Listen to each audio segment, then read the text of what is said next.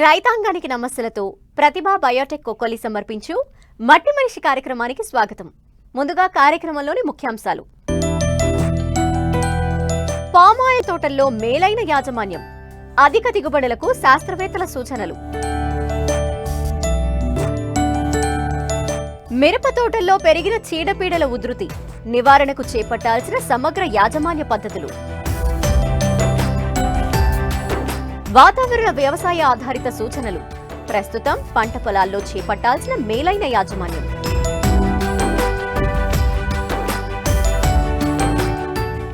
Oil palm తోటల విస్తీర్ణంలో ఆంధ్రప్రదేశ్ రాష్ట్రం దేశంలోనే మొదటి స్థానంలో నిలుస్తూ గర్వకారణంగా ఉంది. 2014 నుంచి ఆయిల్ పామ్ ధరల్లో తీవ్ర ఒడిదుడుకులు ఎదుర్కొన్న రైతు 2 ఏళ్లుగా పెరిగిన ధరలతో కొంత సంతృప్తిని వ్యక్తం చేస్తున్నాడు. ఈ పంటకు మధ్య దళారుల బెడద లేకపోవడంతో స్థిరమైన ఆదాయాన్ని అందించే పంటగా ఆయిల్ పామ్ గుర్తింపు పొందింది. నెల్లూరు నుంచి శ్రీకాకుళం వరకు, అటు రాయలసీమలోని అనంతపురంలోనూ, తెలంగాణ రాష్ట్రంలోని ఖమ్మం జిల్లాలోనూ ఈ తోట పంట విస్తరించింది. పంట విస్తరణకు ప్రభుత్వ రాయితీలు కూడా తోడవటంతో సాగులో రైతు ఉత్సాహంగా ముందడుగు వేస్తున్నాడు. ఈ తోట పంటకు మంచి యాజమాన్య పద్ధతులు కూడా తోడైతే ఎకరాకు 15 టన్నుల దిగుబడిని పొందే వీలుందని ఉద్యాన శాఖ తెలియజేస్తోంది. ఆయిల్ పామ్ సాగులో అధిక దిగుబడికి దోహదపడే మేలైన యాజమాన్యం గురించి ఇప్పుడు తెలుసుకుందాం.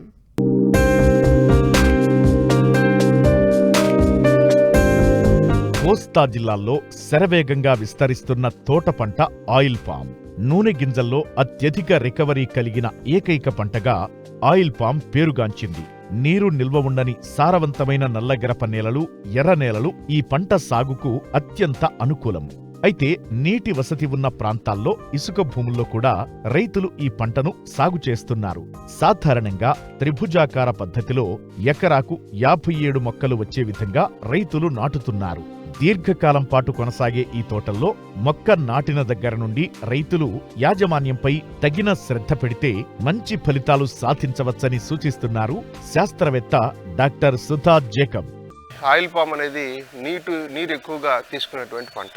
అందుకనే దీని సాగుబడిని కూడా ఎక్కడైతే మనకి 2500 నుంచి 3000 మిల్లీమీటర్ల సంవత్సరానికి వర్షపాతం ఉంటుందో అటువంటి ప్రాంతాల్లోనే దీని సాగుని రికమెండ్ చేస్తూ ఉన్నారు.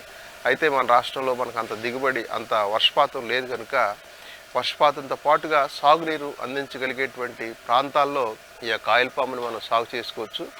ప్రపంచవ్యాప్తంగా కూడా టెనారా హైబ్రిడ్నే ఎక్కువగా సాగు చేస్తూ ఉంటారు. దీంట్లో మేలైనటువంటి యాజమాన్య చర్యలు మనం గమనించినట్లయితే ఎకరానికి దాదాపు 57 మొక్కలు పెట్టుకోవాల్సినటువంటి అవసరం ఉంది. ప్రతి మొక్కకి మధ్య 9 మీటర్ల దూరం పెట్టుకొని త్రిభుజాకారంలో మొక్కల్ని మనం నాటుకోవాల్సినటువంటి అవసరం ఉంది. మొక్కలు నాటుకునేటప్పుడు మనం తీసుకోవాల్సిన జాగ్రత్తలను గమనించినట్టయితే 60 సెంటీమీటర్లు ఎటు చూసినా అంటే పొడవు, వెడల్పు, లోతు ఉండేటట్టు గుంటలు తీసుకొని దాదాపు 12 నుంచి 14 నెలల వయసున్నటువంటి ఈ ఆయిల్ పామ్ మొక్కల్ని నాటుకోవాలి.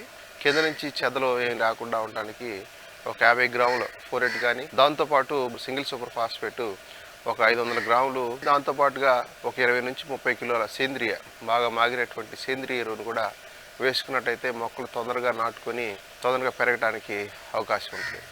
ఆయిల్ పామ్ నాటిన 3 సంవత్సరాల నుండి దిగుబడి ప్రారంభమవుతుంది. మొదటి 3 సంవత్సరాలు చెట్లు ఆరోగ్యవంతంగా పెరిగేందుకు పోషక యాజమాన్యంలో తగిన జాగ్రత్తలు తీసుకుంటే 4వ సంవత్సరం నుండి మంచి దిగుబడి వస్తుంది. ఈ పంటలో చెట్ల వయసును బట్టి ఎరువుల వాడకంలో తగిన జాగ్రత్తలు తీసుకోవాలి.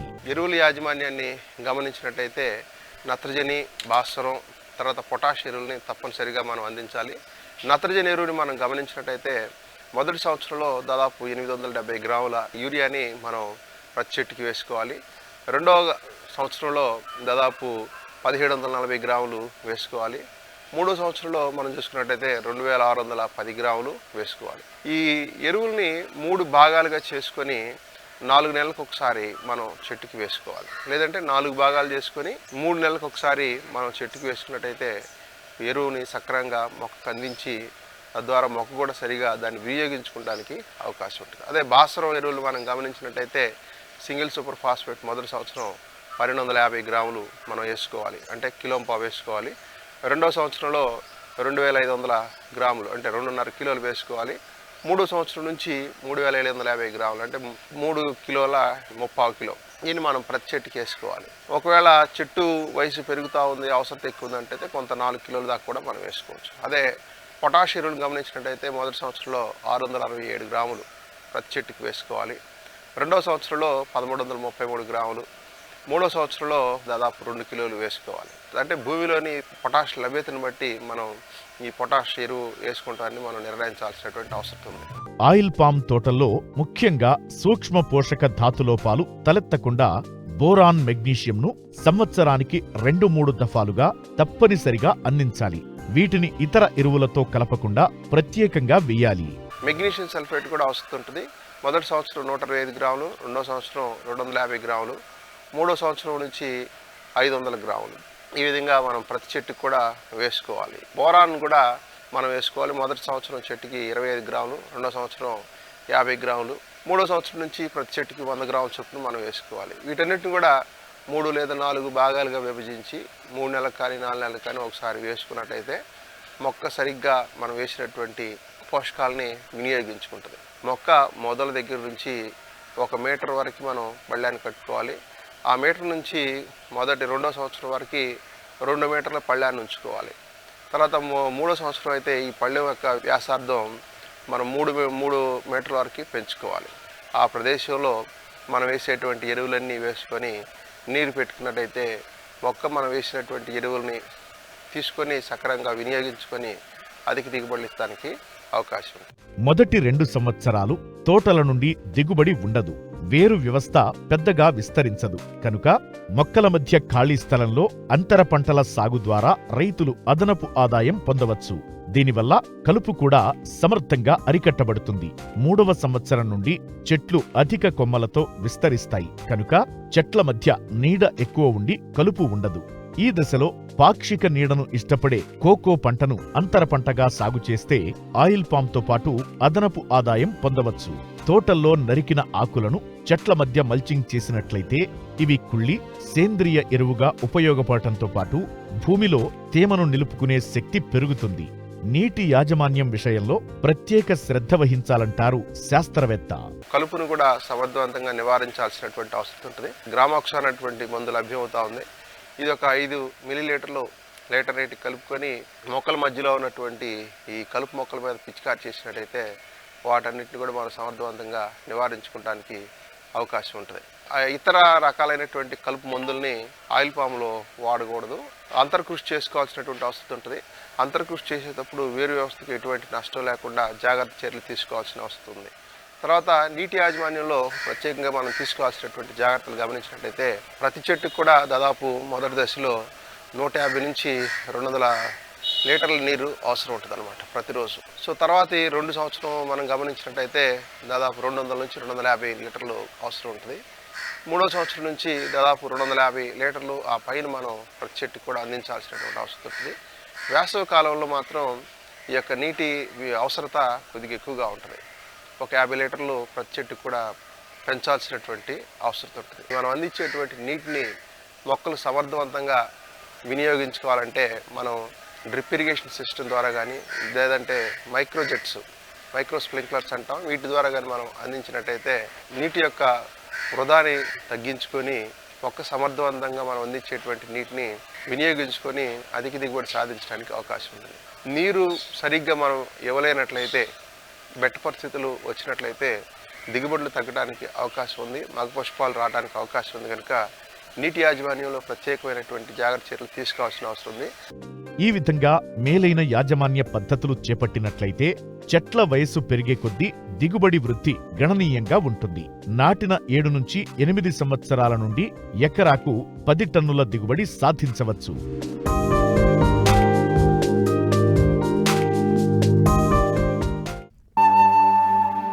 తెలుగు రాష్ట్రాల్లో వర్షాధారంగా రైతులు మిరపను అధిక విస్తీర్ణంలో సాగు చేస్తున్నారు. ఎర్ర బంగారంగా పేరుగాంచిన ఈ పంటకు ఎగుమతి అవకాశాలు పుష్కలం.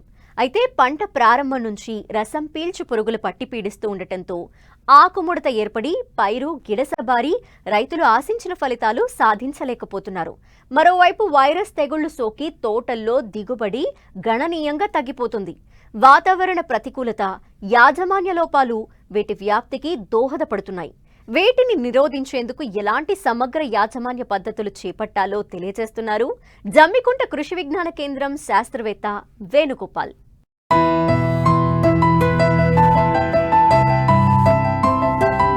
వాతావరణ పరిస్థితులు అనుకూలిస్తే మిరప పంటను మించినది మరోటి లేదు. గతేడాది మిరప సాగులో రైతులు మంచి ఫలితాలు సాధించారు. కాని ఈ ఏడాది బెట్ట పరిస్థితులు, వాతావరణ ఉష్ణోగ్రతల్లో తీవ్ర హెచ్చుతగ్గుల వల్ల సాగు ప్రారంభం నుంచి రైతులు తీవ్ర ఇబ్బందులు ఎదుర్కొంటున్నారు. ప్రస్తుతం వేసిన పంటలో పురుగులు, తెగుళ్ల సమస్య తీవ్ర ఆందోళనకు గురిచేస్తోంది.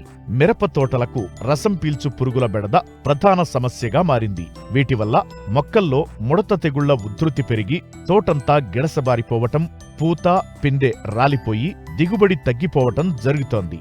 వైరస్ తెగుళ్లను కూడా వ్యాప్తి చేసే ఈ రసం పీల్చు పురుగుల వల్ల మిరపకు జరిగే నష్టం అంతా ఇంతా కాదు. ప్రస్తుతం మిరప తోటలకు ఆశించే పురుగులు, తెగుళ్ల నివారణ ఏ విధంగా చేపట్టాలో రైతులకు తెలియజేస్తున్నారు కరీంనగర్ జిల్లా జమ్మికుంట కృషి విజ్ఞాన కేంద్రం శాస్త్రవేత్త వేణుగోపాల్. ఈ మధ్యకాలంలో మనము మిరప తోటల్లో గమనించినట్లయితే ఎక్కువగా తామర పురుగు, పైముడతని మనం ఎక్కువ గమనిస్తూ ఉన్నాము. ఈ యొక్క తామర పురుగు వచ్చేసి మనకు ఈ యొక్క రసం పీల్చే పురుగుల వల్ల ఆకు మొత్తం కూడా పైకి ముడత మనం గమనిస్తూ ఉంటాము. దీని యొక్క నివారణకి మనము స్పైనోజాయిడ్ మందును 0.5 ml లీటర్ నీటికి కలుపుకొని పిచికారీ చేయడం ద్వారా నివారించవచ్చును. అదేవిధంగా మార్కెట్లో ఇమిడాక్లోపిడ్ అనే మందు ఉంది. దీన్ని 0.3 ml నుంచి 0.5 ml వరకు ఉపయోగిస్తున్నారు ఫార్మర్స్ కూడా. అదేవిధంగా మనకు థయోమిథాక్సమ్ అనే ఒక మందుని 0.5 grams లీటర్ నీటికి కలిపి పిచికారీ చేయడం ద్వారా కూడా దీన్ని నివారించవచ్చును. ఈ యొక్క పై ముడతని మనము ఈ మధ్య ఎక్కువగా బ్లాక్ ట్రిప్స్ రావడం కూడా మనం గమనిస్తూ ఉన్నాము. ఈ యొక్క వీటికి ఎక్కువగా మనకు సిమోడిస్ అనే మందు 1.5 ml లీటర్ నీటికి పిచికారీ చేసుకోవచ్చును. అదేవిధంగా ఎక్స్పోనస్ అనే మందు 0.5 ml లీటర్ నీటికి కూడా మనం పిచికారీ చేసుకోవచ్చును. దీని ద్వారా ఈ యొక్క బ్లాక్ ట్రిప్స్ నుంచి అదేవిధంగా మనకు ఈ యొక్క తామర పురుగును నివారించుకోవచ్చును. ఈ యొక్క తామర పురుగుని మనకు మందులతోనే కాకుండా మనము పంట తోటలో ముఖ్యంగా పసుపు రంగు అట్టాలు కానీ, అదేవిధంగా మన బ్లూ కలర్ అట్టాలు కానీ ఇవన్నీ పెట్టడం ద్వారా కూడా, అంటే ఎకరానికి ఒక 10 నుంచి ఒక 20 పసుపు రంగు అట్టలు పెట్టడం ద్వారా దీన్ని ఈ యొక్క ఉధృతిని నివారించవచ్చును. అదేవిధంగా కింది ముడత అనేది మనకు రసం పీల్చే పురుగుల వల్ల మనకు ఆకు యొక్క మొత్తము ఆకు పైభాగం మొత్తం కూడా కిందికి వంగే అవకాశం ఉంటుంది. అదేవిధంగా ఈ యొక్క నల్లి వచ్చినప్పుడు చెట్టు యొక్క మొత్తం దగ్గర కాకపోవడము, గ్రోత్ సరిగ్గా ఉండకపోవడం గమనిస్తూ ఉంటాము. దీని నివారణకు వచ్చేసి మనకు నీటిలో కరిగే గంధకము లీటర్ నీటికి 3 గ్రాములు పిచికారీ చేయడం ద్వారా దీన్ని నివారించవచ్చును. అదేవిధంగా ప్రొపర్గేట్ అనే మందు మార్కెట్లో అందుబాటులో ఉంది. లీటర్ నీటికి 2 ml లీటర్ నీటికి కలిపి పిచికారీ చేయడం ద్వారా దీన్ని నివారించవచ్చును. అదేవిధంగా మనకు ఈ యొక్క మిర్చిలో ముఖ్యంగా శనగపచ్చ పురుగు మనకు గమనిస్తూ ఉంటాం. ఇప్పుడు కాయదశల తోటలన్నీ కూడా మనం గమనిస్తూ ఉన్నాము. ఈ యొక్క శనగపచ్చ పురుగు వచ్చేసి మనకు తన తల భాగం వచ్చేసి కాయలో కూడా పెట్టి మొత్తం గింజలు తినేస్తూ ఉంటుంది. దీని ద్వారా మొత్తం పంట నాశనమయ్యే అవకాశం ఉంటుంది. దీని నివారణకు మనకు మార్కెట్లో ప్రొక్లైన్ మందు అందుబాటులో ఉంది. దీన్ని లీటర్ నీటికి 0.5 గ్రాము లీటర్ నీటికి కలుపుకొని పిచికారీ చేసుకొని నివారించవచ్చును. అదేవిధంగా మనకు క్లోరోఫైరిఫాస్ మందు కూడా అందుబాటులో ఉంది. లీటర్ నీటికి 2.5 ml మనము లీటర్ నీటికి కలుపుకొని పిచికారీ చేయడం ద్వారా నివారించవచ్చును.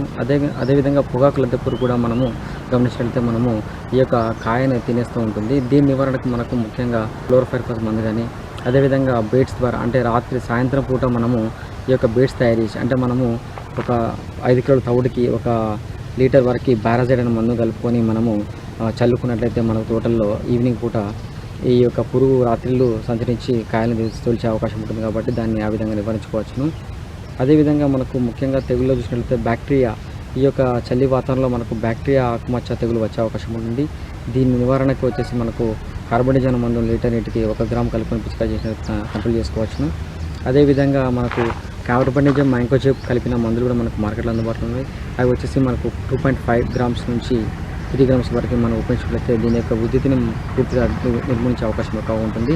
అదేవిధంగా మిరప తోటల్లో మనము స్పెక్ట్రోస్పోర్ ఆకుమచ్చ తెగులు, ఇది ఎక్కువగా మనకు తెల్ల రంగు మచ్చలు ఏర్పడి మనకు ఆకులపైన ఏర్పడుతుంటుంది. ఈ తెల్ల రంగు మచ్చలను మనం గమనించినట్లయితే ఆకులు మొత్తం కూడా ఏర్పడి ఆకులు మొత్తం రాలిపోయే అవకాశం ఉంటుంది. దీని నివారణకు మనకు ఈ యొక్క బ్లాడెక్స్ అనే మందు మనకు మార్కెట్లో అందుబాటులో ఉంది. లీటర్ నీటికి 3 గ్రాములు పిచికారీ చేయడం ద్వారా దీన్ని నివారించుకోవచ్చును. అదేవిధంగా మనకు ఈ యొక్క కొత్తగా ఎవరైతే ఇప్పుడు నాటుకునే వాళ్ళు ఉంటారో వాళ్ళు సాంప్రదాయ పద్ధతిలో మనం ఎత్తైన నార్మల్లో చేసుకోవడం ద్వారా ఎక్కువగా నారుకులు తెగులు సోకే అవకాశం ఆ యొక్క నారులో మనం గమనిస్తూ ఉంటాము. దీనికి ట్రైకోడర్మా విడి కల్చర్ని మనం తయారు చేసుకుని ఆ యొక్క నారుమూలలో మనం చల్లుకున్నట్టయితే ఈ యొక్క నారుకులు తెగులు రాకుండా కూడా మనము తయారు చేసుకోవచ్చును. మిరపలో మనము పూత పురుగును కూడా గమనిస్తూ ఉంటాము. ఈ పూత పురుగు వచ్చేసి మనకు చిన్నగా అప్పుడు ఏర్పడిన పిందెల్లో మనకు ఇది అండాశయం ఉబ్బినట్లు గమనిస్తూ ఉంటాము. ఆ యొక్క అండాశయం ఓపెన్ చేసినట్లయితే మనకు ఈ యొక్క పూత పురుగు అనేది మనకు కనబడుతూ ఉంటుంది. దీని నివారణకు కార్బోసల్ఫాన్ మందు మార్కెట్లో అందుబాటులో ఉంది. 1.5 ml లీటర్ నీటి కలుపుకొని పిచికారీ చేసినట్లయితే దీని యొక్క నివారణ చేపట్టవచ్చును. మిరపలో చలికాలంలో ఎక్కువగా మనం బూడిద తెగులు గమనిస్తూ ఉంటాము. ఈ యొక్క మిరప తోటల్లో ఆకుల కింది భాగాన పౌడర్ చల్లిన మాదిరిగా మనం గమనిస్తూ ఉంటాము. దీని ద్వారా ఏంటంటే మనకు మొత్తం రసం పీల్చడం వల్ల ఆకుల యొక్క పైభాగం మొత్తం కూడా పసుపు రంగు మారిపోతాయి. ఈ విధంగా ఆకులు మొత్తం రాలిపోయే చెట్టు కూడా మనకు ఎండిపోయే అవకాశం ఉంటుంది. కాబట్టి దీన్ని గమనించినట్లయితే మనకు లీటర్ నీటికి 3 గ్రాములు నీటిలో కరిగే గంధకాన్ని మనం పిచికారీ చేసినట్లయితే మనకి బూడిదను నివారించవచ్చును. అదేవిధంగా మనకు డైకోఫారాన్ మందు మనకు మార్కెట్లో అందుబాటులో ఉంది. లీటర్ నీటికి 2 ml లీటర్ నీటి కలుపుకొని పిచికారీ చేసినట్లయితే ఈ యొక్క బూడిదను మనం నివారించవచ్చును. అదేవిధంగా కొనిఫెరా కొమ్మ ఎండు తెగులు కూడా మనం గమనిస్తూ ఉంటాము. ఈ యొక్క కొమ్మల యొక్క పంగల భాగాలు విరిగిపోతూ ఉంటాయి. కొమ్మలని కూడా ముట్టుకున్నట్లయితే దీన్ని మనం గమనించుకున్నట్లయితే మనము తొందరగా దానికి పిచికారీ చేయాల్సిన అవసరం ఉంటుంది. కాబట్టి లీటర్ నీటికి కాపాక్స్ క్లోరైడ్ మందుని 3 గ్రాములు కలుపుకొని పిచికారీ చేయడం ద్వారా నివారించవచ్చును. అదేవిధంగా మనకు బూజు తెగులు కూడా మనం గమనిస్తూ ఉంటాము. ఈ యొక్క బూజు తెగులు యొక్క పైన బూజు మాదిరిగా ఉంటుంది. దీన్ని గమనించుకున్నట్లయితే మనకు అమిస్టాన్ మందు మార్కెట్లో అందుబాటులో ఉంది. లీటర్ నీటికి 1 మిల్లీలీటర్ని కలుపుకొని పిచికారీ చేసినట్లయితే ఈ యొక్క కొనిఫెరా ఈ యొక్క కొమ్మ ఎండు తెగులను మనం నివారించుకోవచ్చు.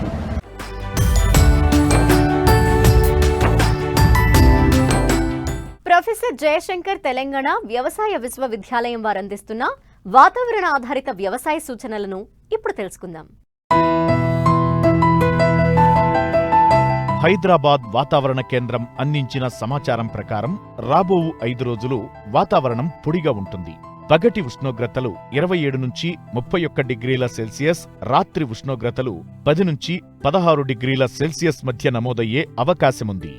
డిసెంబర్ నెలలో ప్రత్తి పంటను తీసివేసి నీటి వసతి ఉన్న చోట రెండవ పంటగా నువ్వులు, ప్రొద్దుతిరుగుడు, మొక్కజొన్న లేదా కూరగాయలాంటి పంటలను సాగు చేయాలి.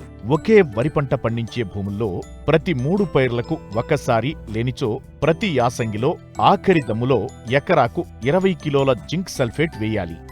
తెలంగాణ జిల్లాల్లో రాత్రి ఉష్ణోగ్రతలు చాలా ప్రాంతాలలో 15 డిగ్రీల కంటే తక్కువగా నమోదవుతున్నాయి. యాసంగిలో చలి ప్రభావం నుండి నారుమడులలో నారు ఎదక్కపోవడం, ఆకులు పసుపు, ఎరుపు రంగులోకి మారి కొన్నిసార్లు నారు చనిపోవడం వంటి వాటిపై రైతులు రక్షణ చర్యలు చేపట్టాలి. వరి నారుమడిలో చలి ప్రభావం తగ్గించి నారు ఎదుగుదలకు పాలిథీన్ షీట్లలో నారుమడిని రాత్రిళ్లు కప్పి ఉదయం వేళల్లో తీసివేయాలి. ప్రతిరోజు ఉదయం నారుమడి నుండి నీటిని తీసివేయాలి. వెంటనే మళ్లీ కొత్త నీరు పెట్టాలి.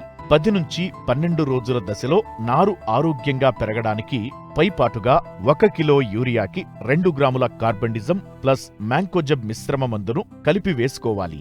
జింక్ లోప లక్షణాలు గమనించినప్పుడు లీటరు నీటికి 2 గ్రాముల జింక్ సల్ఫేట్ మందును పిచికారీ చేయాలి. ప్రస్తుత వాతావరణ పరిస్థితుల్లో వరి నారుమళ్లలో అగ్గి తెగులు సోకుటకు అనుకూలం. తెగులు గమనించినట్లయితే నివారణకు ట్రైసైక్లజోల్ 0.5 గ్రాములు లేదా ఐసోప్రథయోలిన్ 1.5 మిల్లీలీటర్లు లేదా కాసుగామైసిన్ 2.5 మిల్లీలీటర్ల మందును లీటరు నీటికి కలిపి పిచికారీ చేయాలి.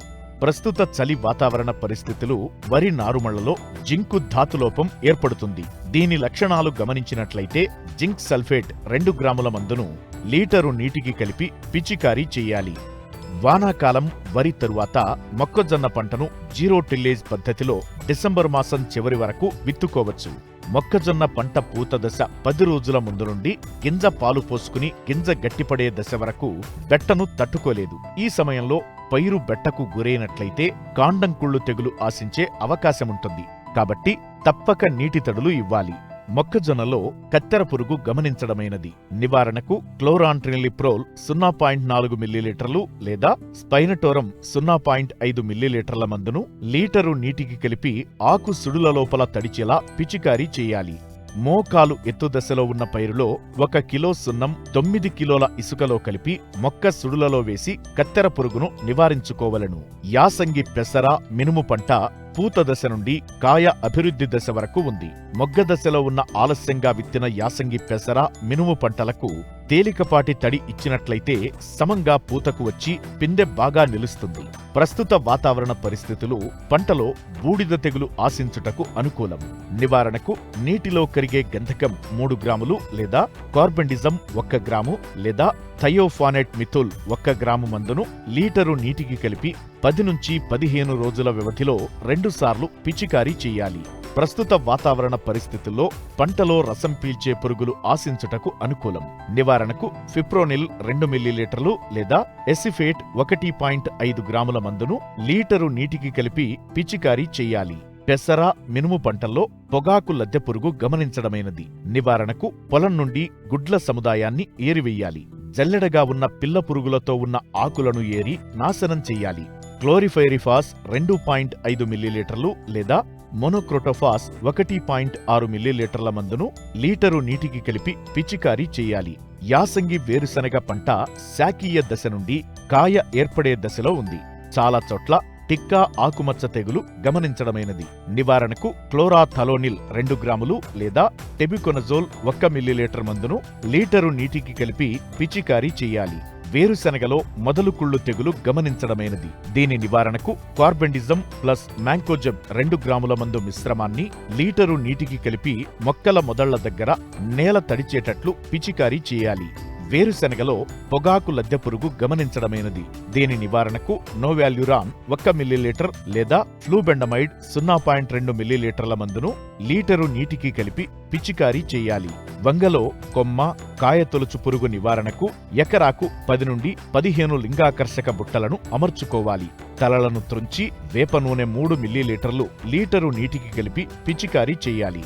పురుగు ఉధృతి అధికంగా ఉంటే ఫ్లూబెండమైడ్ 0.25 మిల్లీలీటర్లు లేదా ఇమామెక్టిన్ బెంజోయేట్ 0.4 గ్రాములు లేదా క్లోరాన్ట్రినిలిప్రోల్ 0.3 మిల్లీలీటర్ల మందును లీటరు నీటికి కలిపి పిచికారీ చెయ్యాలి. మరిన్ని ఆసక్తికరమైన విశేషాలతో ప్రతిభ బయోటెక్ కోకోలి సమర్పించు మట్టి మనిషి కార్యక్రమంలో మళ్ళీ కలుసుకుందాం. అంతవరకు సెలవు. నమస్కారం.